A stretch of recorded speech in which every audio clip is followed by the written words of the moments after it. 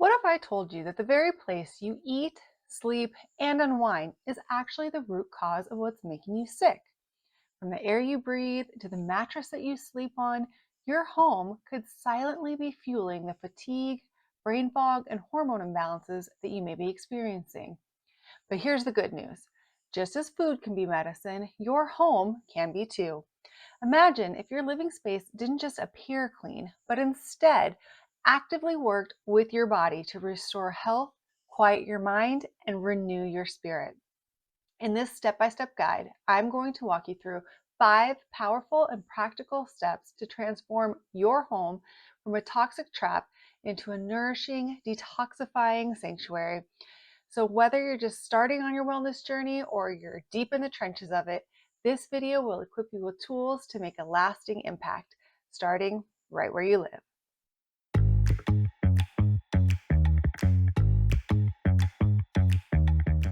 Hello, fellow flippers. My name is Eileen, and I've been a nurse for the last 15 years, and for the last 5 of that, a nurse practitioner. And honestly, I'm tired of our system. I'm tired of only being able to treat symptoms and offer band aid solutions instead of being able to actually treat the person as a whole individual and concentrate on going deeper into issues that focus on the person's mind, body, and spirit. And I don't just say that as a provider, I say that as someone who's actually lived it.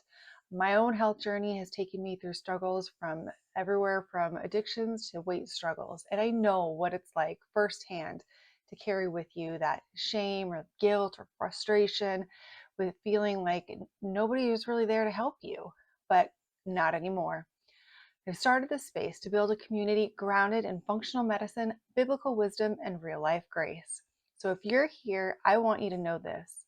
You're not alone, you're not too far gone, and your story definitely matters. So if you're ready to take your health into your own hands and start your healing from the inside out, then you're in the right place. Join me as we flip the script.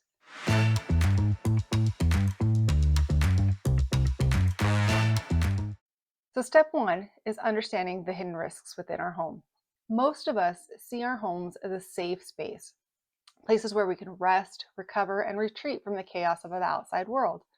But what if the real danger to our health isn't out there, but rather right inside our very walls? Here's the sobering truth. According to the EPA, indoor air can be up to 5 times more polluted than the air we breathe outside. And what's causing this? Off-gassing building materials, synthetic cleaning products, and everyday consumer items that emit toxic chemicals combined with poor ventilation can create a buildup of toxins that become trapped in our air and on our surfaces, creating a buildup within our bodies. Now, when's the last time your provider asked you about your ventilation system or risk for chemical exposures within your home? I know when I went through school, these were topics regarding our health that were often just left uncovered. And here's something else most people don't think about. The EPA also starts that the average adult spends about 90% of our time indoors, which means our homes and workplaces have a huge impact on our health. And that 90% can be even higher for kids, older adults, and people living with chronic illnesses. But what's even more concerning, most of us never even stop to think about how our homes or indoor spaces might actually be contributing to things like chronic fatigue, hormone imbalances, chronic headaches, respiratory issues, brain fog, mood disorders, autoimmune flares, and even certain types of cancers. Did you know that the World Health Organization estimates that 3.2 million people die prematurely each year due to illnesses directly related to indoor air pollution? Now, that's a pretty sobering statistic. Our bodies are always paying attention to what's around us, even when we're not. Our nervous system constantly responds to our environment. Your immune system is continuously filtering out everything that you come in contact with. And our inner sense of peace and well being, well, that's either being supported or distressed by the atmosphere around us as well. So, the bottom line, your home isn't just a backdrop, it's a major player in your healing journey. So, what's the good news? Once you know what to look for, you can start turning your home from a trigger toxic environment into a place that actually supports your healing.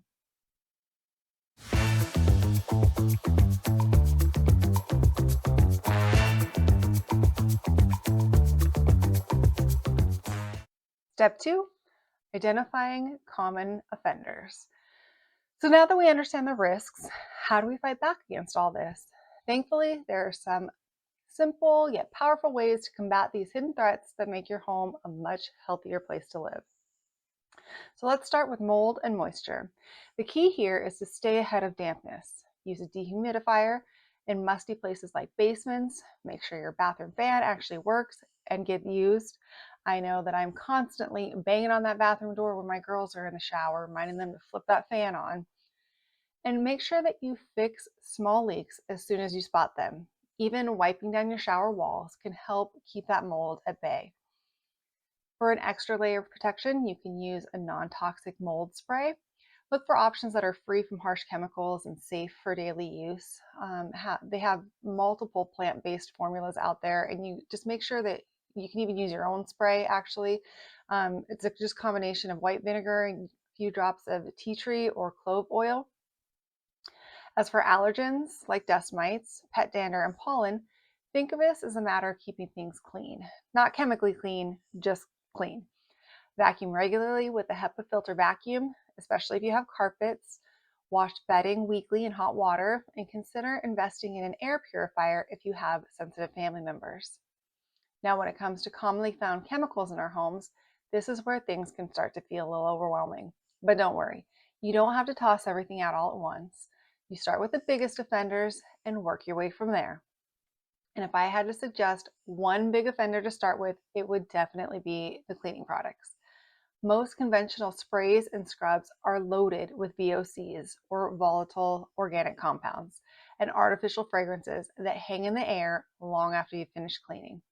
Swap those out for non-toxic options for brands like Branch Basics, or you can make your own cleaners with, again, another mixture of vinegar, Castile soap, and essential oils. I know the DIY route is my go-to option for safer and just as effective options that don't leave that lovely chemical cloud behind.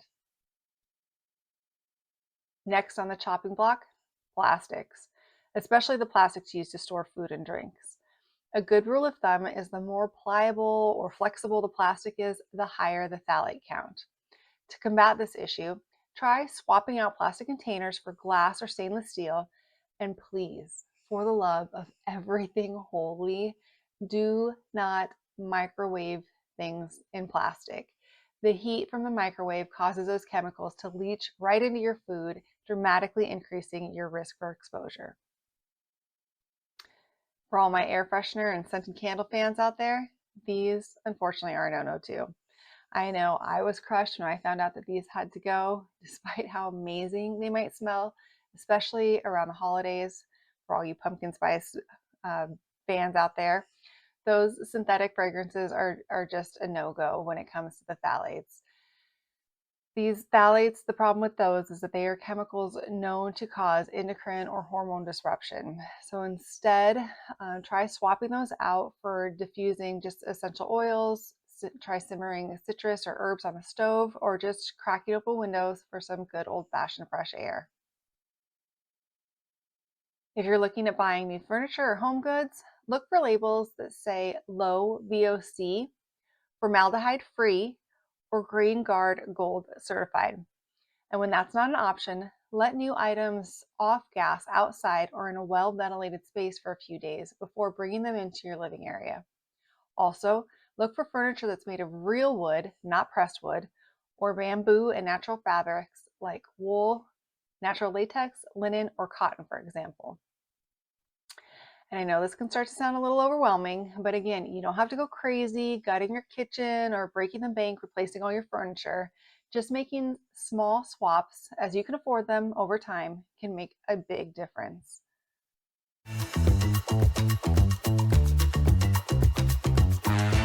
Step 3, protecting the vulnerable. Children, the elderly, and anyone with a compromised immune system are especially vulnerable to environmental toxins, and for good reason. Children, for example, breathe more air per pound of body weight than adults, and they spend a lot more time crawling, playing, and living close to the floor, right where dust, allergens, and chemical residues tend to settle. Studies have linked early life contact with toxins to everything from asthma and hormone disruption to developmental delays, behavioral issues, and even an increased risk of cancer later in life. Their developing bodies and brains are just far more sensitive to toxic exposures than healthy adults. And the same goes for our elderly and immunocompromised loved ones, who often have less resilience when it comes to detoxifying or recovering from environmental stressors. If you live in a multi-generational household, it's especially important to be intentional about reducing toxic exposure, because those little swaps for safer choices don't just make a healthier home, they help protect the ones that we love. So let's be real. If you have made it this far in this video, I'm sure that you're feeling a little overwhelmed. But remember, small, budget-friendly, and often totally free changes can have a big impact. We can start by improving our air quality with something as simple as opening your window for 10 to 15 minutes a day to help kind of clear out all those indoor pollutants and help circulate that air. If you've got a HEPA filter purifier, even great, or even better. But if you don't, it's no big deal. Just an open window for a little bit throughout the day is totally fine. If you're looking for a freebie, take off your shoes at the door. It's one of the simplest ways to avoid tracking in pesticides, bacteria, and lead from outside and dragging it into our homes. If you've got pets, try to keep them off the beds and upholstered furniture, or at least use washable covers for them to jump up on that you can, as we talked about earlier, wash in hot water at least once weekly. For another budget-friendly tip, remember to reduce your screen time. Reducing evening screen time costs nothing and can dramatically improve your sleep. No blue light glasses? That's no problem. Just turn on night mode and warm the color tones on your devices after sunset. If you want to take it a step further, invest in a water filter. Look for filters that reduce heavy metals, chlorine, and PFAS, those sneaky little forever chemicals. Just make sure that the water filter that you choose is certified for PFAS removal, because not all of them are. If you're ready to invest a little bit more, go ahead and upgrade your bedding. Invest in organic cotton or wool bedding sheets that are more breathable. And if you really want to level up, purchase a mattress made with natural materials and one that's not sprayed with all that toxic flame retardant chemicals or the synthetic padding. Lighting is another subtle but powerful tweak. Swapping harsh LED lights for dimmable bulbs with warm tones can also assist in supporting a natural circadian rhythm and help quiet your mind and body before bed.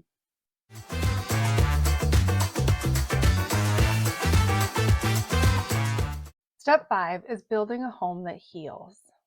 Reducing toxins is only part of the story, but our ultimate goal with all this swapping and trading is it should be to create a home or an indoor space that goes beyond just providing a place that provides us shelter, and instead it transforms our homes into a place conducive to healing. And the biggest way we can do this is by letting God's word guide the creation and maintenance of our homes. Proverbs 24, 3-4 states that by wisdom a house is built, and by understanding it is established. By knowledge the rooms are filled and with all precious and pleasant riches. In this verse, house is more than just a physical structure. It's symbolic of our lives, our families, our spaces, and our hearts. A healthy, spiritually aligned home doesn't come together by accident. It's built by wisdom and understanding, meaning with intentionality, discernment, and a commitment to truth. An example of how spiritual wisdom can be practiced in our home is by being intentional in choosing what comes into our home. And this ranges from everything to food choices to what's on our TVs. Being mindful about how our home influences our health and emotions in the ways that we've previously discussed, and by setting healthy boundaries that protect your peace and well-being. When we design and live with wisdom, we lay down more than just tile or wood. We lay a foundation of peace, clarity, and purpose. When Proverbs 24 refers to our rooms as being filled with all precious and pleasant riches, This isn't about material wealth. It's about the biblical riches of peace, joy, wellness, and love. Improving our knowledge empowers us to make healthier choices, like switching from harsh artificial light to a more natural light source. It helps us recognize subtle disruptors like stress, overstimulation, and spiritual dissonance. And it empowers us to create an environment that is not only safe, but also life giving. So please remember, a peaceful, healing home isn't just about clean air, filtered water, and good lighting. It's about a clean heart, a clear mind, and a calm environment, designed with intention and creating a space for our home that can be a sanctuary from the chaos. So, to recap, you don't need to do everything all at once. You can start small, but you need to start today. So, I challenge you, create a list, pick one thing, it can be big or it can be small.